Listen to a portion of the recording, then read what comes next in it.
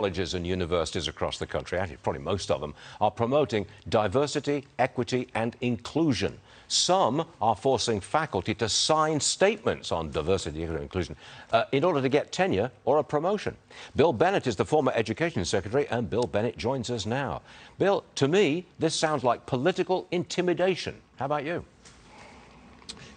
It is political intimidation, and it's another chapter in the decline and corruption of American universities. Yeah. Diversity, equity, and inclusion, it's not what it's about. It's about satisfying the mob and being more woke on university campuses. The notion that faculty would have to sign a statement would 20 or 30 years ago have been regarded as verboten, something done in the Soviet Union. But here we go. What I'm hoping for, Stuart, is that parents will take a look at higher education in the same way they took a look at secondary education and middle school education and say, we want other options. You know, it costs a lot of money in many cases to send kids to college. People need to re-examine whether there may be a better use of that money. And this is something they have done to themselves. On that note, Bill, on Tuesday on this program, the founder of Turning Point USA, Charlie Kirk, he was on the show, and he said college is a scam. He said he thinks students should jump straight into a business, form their own business. You don't need to go to college. What do you say to that?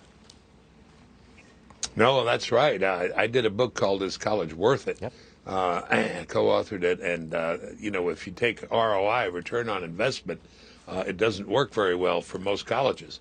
Despite what it says in the catalog, it's fiction. Most colleges don't pay off.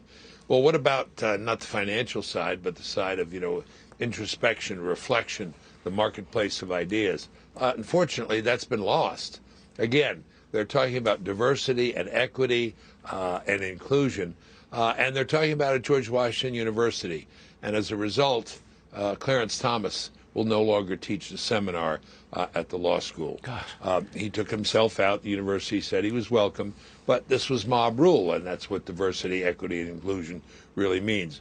Is it not crazy, if you're a law student, not to want to listen to a Supreme Court justice, particularly with the personal history of Clarence Thomas? It's just crazy. They are corrupting themselves. Time to look elsewhere.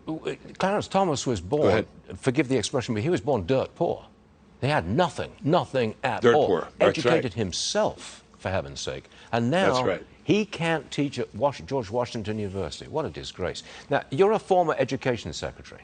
If you were Education Secretary today, what would you do about the demise of public education, public schools, and colleges? What would you do? First thing.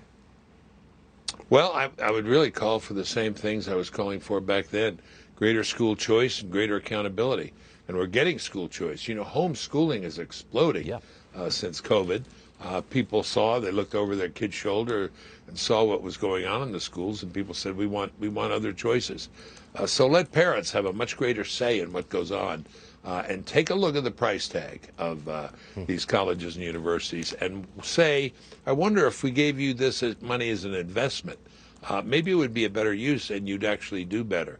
I'd be all in favor of that. In fact, I was then, and even more so now. I did that with my children. I offered them money instead of going to college. None of them took it. They all went to college, and then they took the money afterwards. But that's another story. Hey, Bill, you, sir, are all right.